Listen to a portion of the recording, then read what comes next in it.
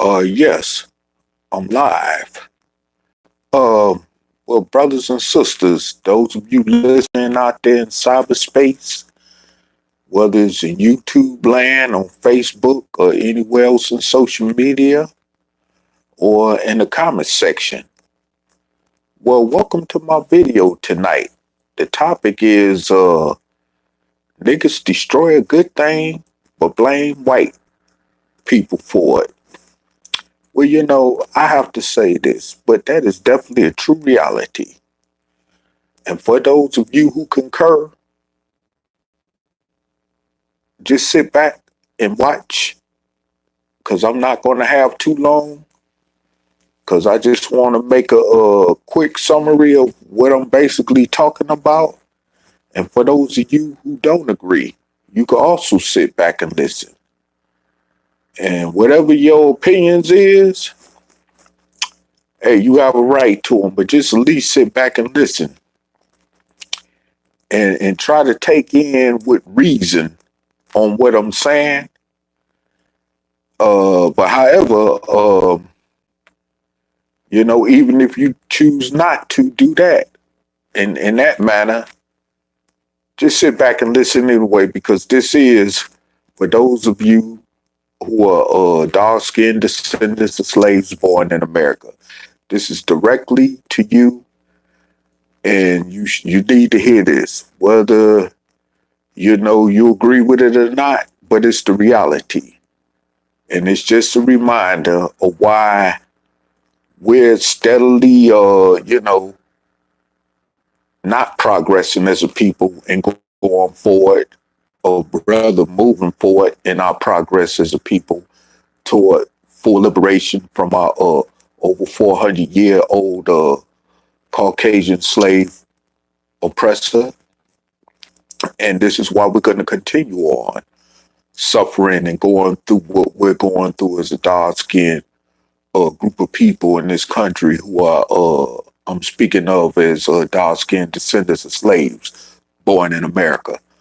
And I just also want to piggyback off a video earlier that our good brother Taalik Ibn'rad, who I'm an assistant to on Reality Temples Ministries on Earth, spoke on, which was called the Nation of Islam has hatred for African black beauty, or something to that effect. But anyway, I saw the video, and it was very informative, of course. And I've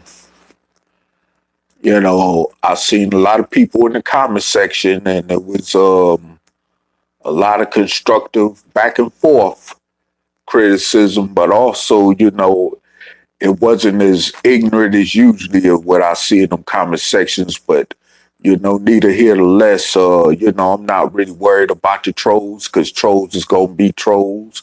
People is going to say negative things, whether it's people is going to say things that they agree with in terms of that. That don't really matter to us who's coming from this platform of Reality Temple Ministries on Earth and Operation Exodus, Mississippi. But however, the main thing that matters is those of us who wish to get on this soul train called Operation Exodus, Mississippi, so that we could carve out a new reality for ourselves and our people in later generations that will come after us. I mean, that's what's more important than all the other rhetoric, combined, that don't really mean nothing to this campaign of OEM. But however, moving along, I wanted to just say this, that he touched on some points, about how the Nation of Islam, in regards to their plot of having something to do with the assassination of Malcolm X, and how they kept basically pointing the finger at the, United States government, FBI or whatever, as being involved in Malcolm X's assassination. But when all is said and done, the seeds were sold by the Nation of Islam, through the words, of course, publicly made by Louis Farrakhan as Malcolm X being worthy of death. And, and other things that he said, like, one would kill for those who kill for someone they love or whatever, all them things basically that Farrakhan said, which helped, pave the way for the assassination of Malcolm X, which is clearly no doubt. And also, the fact that Brother Taalik reminded us that, he acknowledged what happened in terms of his responsibility in the part that he played in Malcolm X assassination, but he never, literally apologized for it, nor for the Nation of Islam as a whole, as far as their involvement in the assassination of Malcolm X. Now, with that said, Malcolm X was a leader in his own right because, like Brother Taalik said, had it not been for Malcolm X, the Nation of Islam wouldn't even have went far as it had went, nor would it be universally known throughout the world if it wasn't for Malcolm X.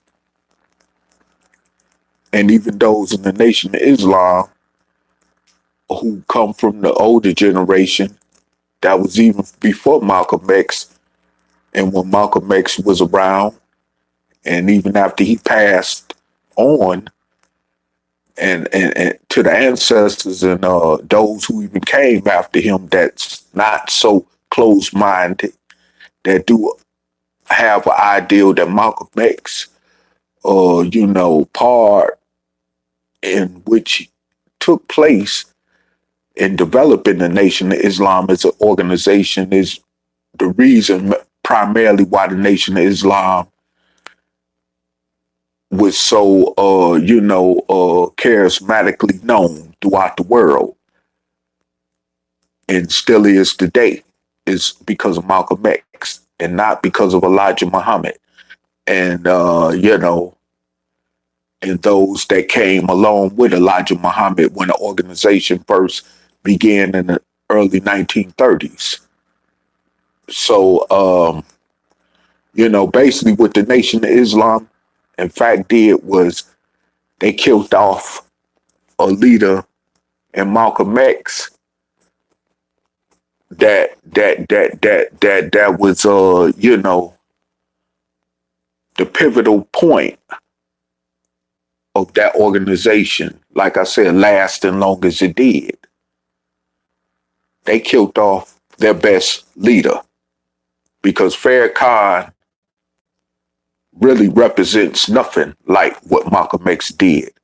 And his legacy, like the brother pointed out in the video, would never even come close as to being great as Malcolm X was when you weigh out the history of both of these brothers, as far as Malcolm X and Farrakhan being concerned,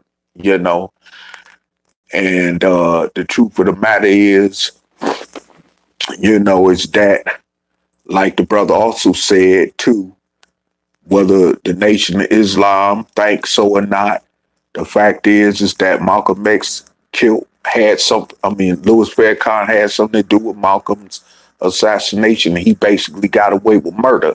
And like I'ma say, this is not the first time that, someone got away with killing somebody, and it's not the last time that somebody is going to get away with murdering somebody. And another point that was also brought up is because you killed somebody don't necessarily mean that you always get caught either.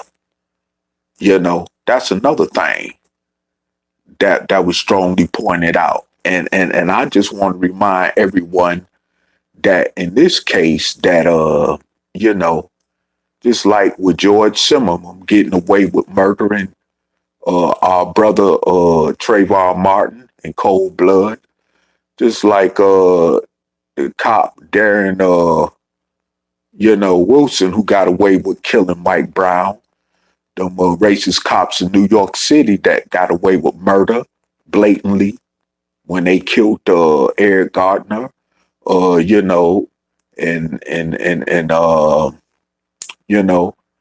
them cops who got away with blatantly murdering Sean Bell, and also, I mean, and the list could go on. I mean, the cops that got away with blatantly murdering that brother Alton Sterling down in Baton Rouge, Louisiana, a couple of years ago. I mean, like I said, and the cop who also blatantly and outrightly got away with murder for murdering our brother Philando Castile up there in Minnesota a couple of years ago. I mean, so, like I said, it's the list could go on. I mean, it don't stop there. I mean, we have many murderers that just killing us and they getting away with it. So to sit up there and say that, Farrakhan did not murder or have anything directly to do with Malcolm X's assassination would definitely be faulty as well as questionable, because once again, like I said, even in support of what the brother said, is that just because you murder somebody don't mean that you're going to always get caught or at least get sent to prison over it. I'll put it that way as well, and it's many, even far as with the common street criminal, we see all the time how many murders across America is unresolved every day in this country, because simply the criminal got away with murder, and that's just point blank. However you want to chop it up, or whatever, it's simple as that.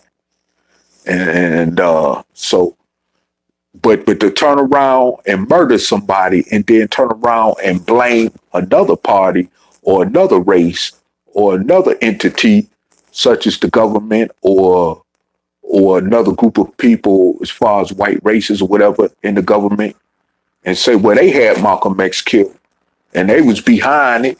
Well, it's like this here. At the end of the day, just like Malcolm X's daughter said in the interview with Farrakhan sitting right beside her when they were being interviewed by, I think, Mike Douglas, one of them commentating analysts, like for 60 Minutes. And, this was around the time when it had been almost 30 years since Malcolm X's assassination, and around the time when, one of Malcolm X's other daughters, tried to allegedly have Louis Farrakhan killed.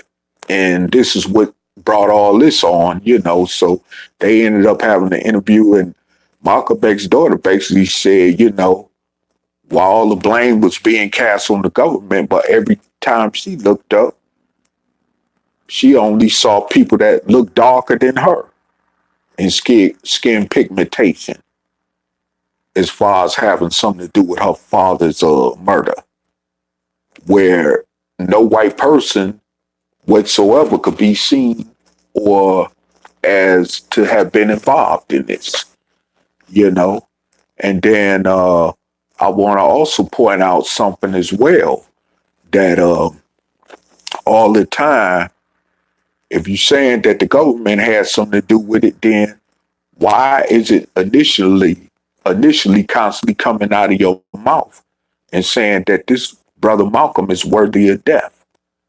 or that his tongue should be delivered in the envelope to Elijah Muhammad in Chicago.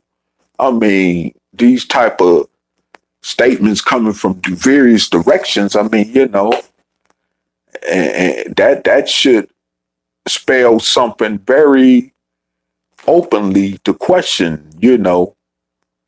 just the mere accusation that the white man had something to do with Malcolm's assassination, and only the white man or the government had something to do with Malcolm X's assassination, what obviously leads to this being very absurd and, of course, false, is more plainly put, in as far as a better lack of word term of saying.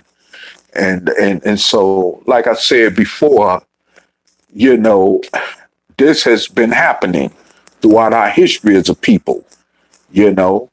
I mean, they said the same thing about Clarence 13X, who was the founder of the 5% Nation, after he separated from the Nation of Islam years prior to that, Where to come to find out, he was murdered by somebody that looked like him, that was dark skinned, over, down over a gambling debt gone bad or whatever the case was with that, because that's what one of the brother's devices was that he was into gambling. But neither here nor less, he got murdered by somebody that looked like him. I mean, and then we could sit up and say that, that the white man had Noble Drew Ali, founder of the Moorish Science Temple of America, killed back in the 1920s. Okay. But there were those, because there was factions that was divided in the Moorish Science Temple of America, even during his period of time when he was around as the sole leader of that organization. Okay. And it come to find out his ex-followers directly participated in his assassination. So, I mean, it is what it is.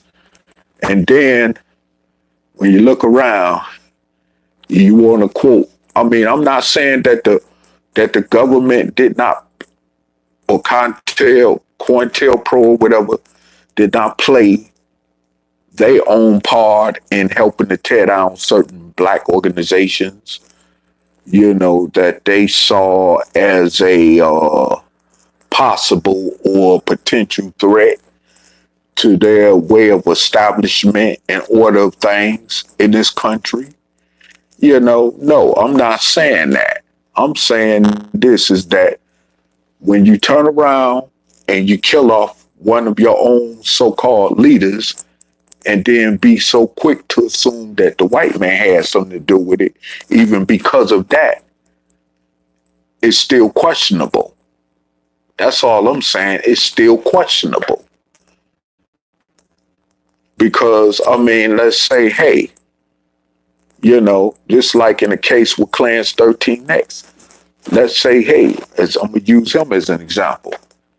Even if the white man wanted him dead, they ain't the ones that initially had something to do with orchestrating the whole plan as far as killing him. Now, they merely might have gave the okay, like, hey, do what you got to do, kill him or whatever. We don't know nothing or whatever, just kill him or whatever, do what you got to do. But the initial primary thing, as even in the case of course, Malcolm X's assassination, was that the plan was literally primarily orchestrated by those that look like him, as far as being other darker skinned, descendants of slaves born in America. And that's just clearly something that needed to be reminded to the people about, or that the people need to be reminded about, and to stop being so quick of jumping to quick assumptions that all of a sudden, oh, okay, the white man had so and so killed.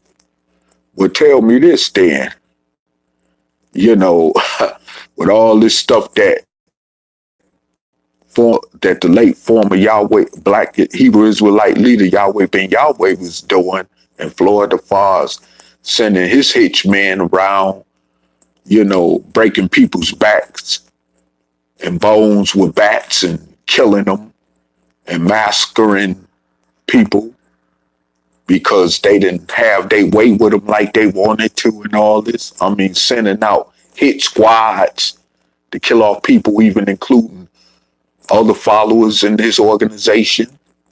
I mean, you know, and doing all other type of incorrupt things. But yet, you said that the white man had something to do with that, which is why he got took down along with a couple other people in that organization by the white man. But first of all, the actions that them people in his organization demonstrated showed that the white man did not initially plan that. All that did was just open up the doors for the white man to come in and do what they finally felt they needed to do, you know, to dismantle this organization, okay? But we know, for those of us that know about the history of Yahweh ben Yahweh and his organization that he was leading, called the Hebrew Israelites, under his leadership at that time, you know, was very incorruptible and did more incorruptible things than good things for the people of that organization or the people that they was trying to draw to that organization. You see what I'm saying? So once again, I mean, I could throw out quite a bit of examples, you know, in this manner. I mean, it's like an organization I once belonged to that people used to compare to Yahweh ben Yahweh's, which was the Nuwabians, you know, under Dr. Micah Z. York, who is now incarcerated himself with 135 years at a U.S. Super maximum security prison in Florence, Colorado, you know. I mean, it was a lot of incorruption that went on in that organization. Like I said, in the case with Yahweh ben Yahweh's organization, that was more so incorrupt than it was as far as benefiting those that were followers and students under Malachi Z. York in that organization, as I was one myself at one time or another, you know. And at the beginning of my introduction into his teachings, I got a whoop for that, which is why I left from within that circle, far as their living communal, you know, part of that organization was concerned. You know, so I never fortunately went back to that, even though I stayed around as far as being associated with them. But I did not never move back within the living communal quarters of that organization, you know, as they had set up, you know, during that period of time when they were known as Nubian Islamic Hebrews or Ansar Allah community back in the 80s and 90s, you know, before they made their so-called metamorphosis to becoming the Nuwabians and Egyptologists and all that other added stuff that they had going with their teachings, even with Christianity, Hebrewism, and Mosaism, and all that kind of stuff. So, like I said before, you know, but they did, but they quick to point out that the government had something to do with Malachi York's present incarceration and the helping of bringing down that organization, which is almost nearly defunct as Yahweh ben Yahweh's Hebrew Israelite factional organization is today. But the point I'm making is that they blamed the government for taking that organization down, starting with its leader, Dr. Malachi Z. York, but they not talking about the incorruption that was going on in that organization, as well as especially with the incorruption that was proven during Dr. Malachi Z. York's criminal trial.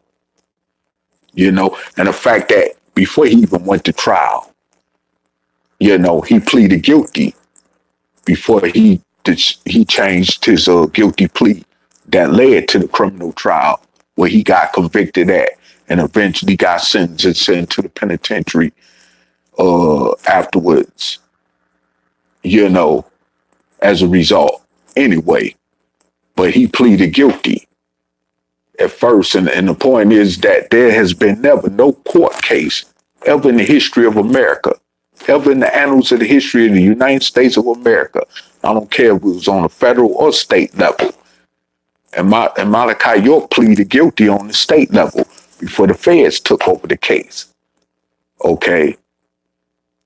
Why are you going to plead guilty for if you know you didn't do nothing? There have been plenty of people that and for Malachi York to have claimed that he was under mental distress, it has been people that have been up under even worse type of mental illnesses and distress or whatever. In his case, and they didn't plead guilty. If anything, they pled insanity, but they did not plead guilty. So, all that crap there is another indicator, is why black folks should understand and realize that they can't just keep on blaming a white man for the inconsistencies and corruption that goes on among us as a people. And, I would like to also piggyback with that said by when Brother Taalik in that video spoke about the reason why these so-called pro-blackity black RGB Afrocentric niggas don't care to even want to look into the ideal of connecting with Liberia and West Africa, which is a country in West Africa that was started by so-called American Negro slaves from here in the United States, being that that's their own people that they will be able to connect with over there out of all them other places in Africa that we don't have no direct connection with like that. It's because they're scared to change for real. They're scared to leave from within the house a slave master. Just like a child growing up, becoming 18 or 21, scared to leave out of his mama and daddy's house.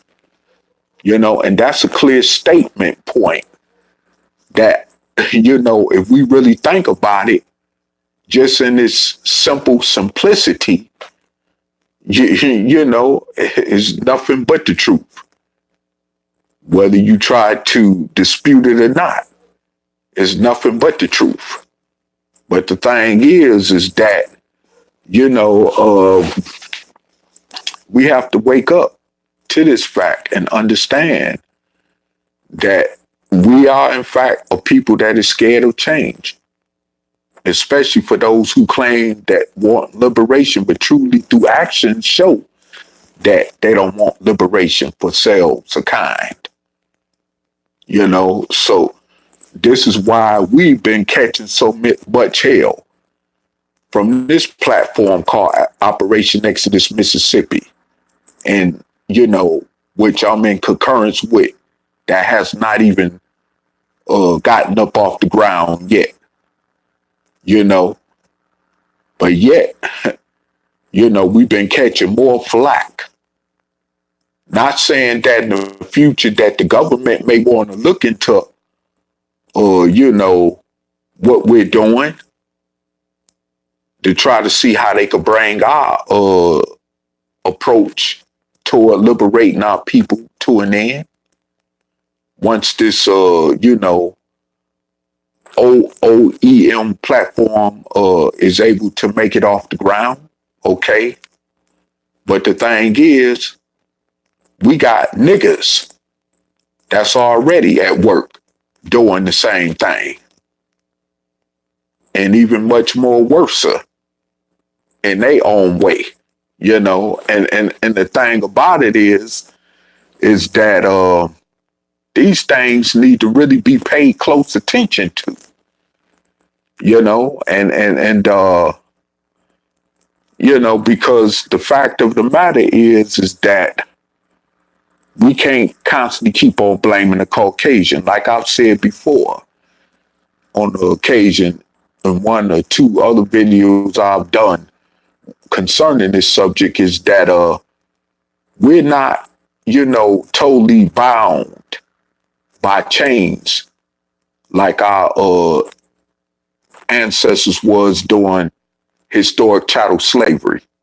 We have choices today where we could carve out a future of a better existence for ourselves as people in this nation, or even if we choose to go to Africa, which primarily, of course, where like Liberia, where our people over there already got something set up, you know, who comes from the same descendancy chart that we come from as descendants of slaves, as dark-skinned descendants of slaves born in America. But yet we're scared of change, which is the bottom line, and which that boils down to. Okay. So, I mean, you know, at the end of the day, I mean, you know, and to point out something else too, which I'm in concurrence with what was said, piggybacking off of what the brother said in that other video that I mentioned earlier when I started this one, was that, you know, a lot of us don't want to, you know, take responsibility like grown men and women, you know, by working to carve out a reality for ourselves and future generations, you know, where it won't be no room or space to blame the white man. And that's what that's all about, because they know if their attempts and whatever they doing fails toward carving out a better existence for us and our future generations fail, they know that they can't blame the white man.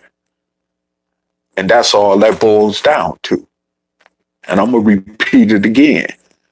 If we try to put ourselves like with this situation with Operation Exodus, Mississippi, or connecting with our fellow dark-skinned descendants of slaves born in America that are over in Liberia, in a country which was started by former ex-slaves or Negro slaves from the United States. The fact of it is that they know if something failed along the way, they know that they can't blame the white man. And that's what they mostly fear. So they always want to have something to lean back on, to blame when it comes to failure, because we've always known as this dark-skinned descendants of slaves born in America, the only thing we've known is to be dependent on somebody else and not to be responsible for ourselves. And so it's hard for us, especially with the fact that we've been over here for over 400 years, caught in that trap zone. It's difficult for us to be responsible enough to accept that. So we don't want to step outside the box and have to deal with that reality.